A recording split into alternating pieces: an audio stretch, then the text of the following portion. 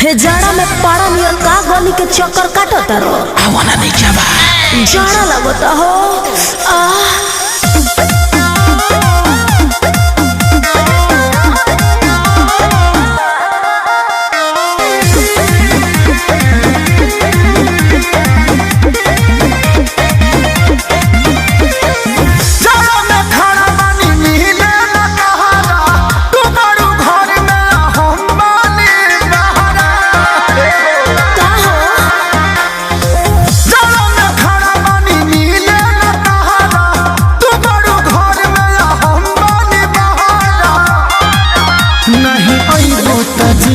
हो जाए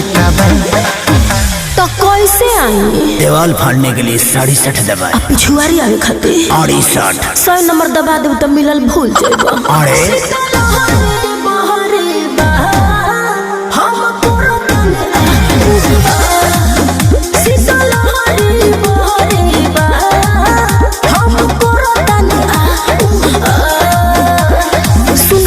पूरा क्या गीता पे खाती 0 आ हीटर धरे खाती 3 दबा दे अरे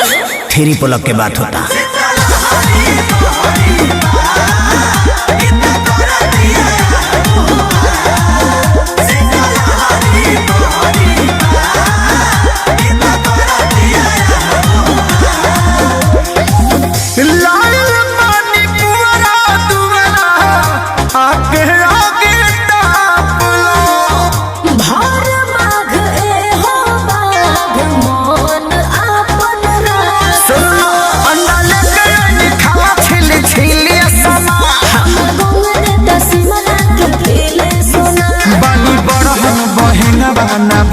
सुनो सुनो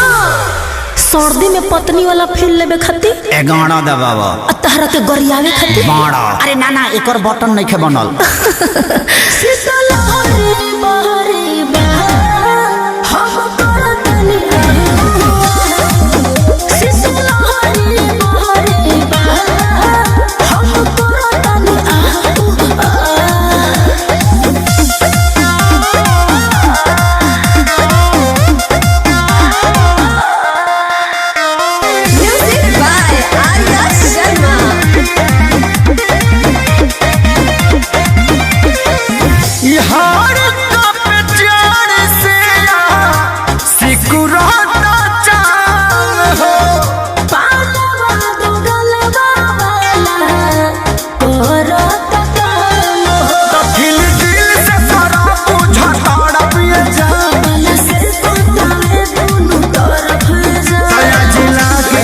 खेसारी के पास एगो और बात बताओ तारा डायरेक्ट कोरा में कूदे खातिर 94 चरसहाड़ी में अब भाई से तरह के हुकवाए खातिर एम्बुलेंस वाला के गाड़ी में अरे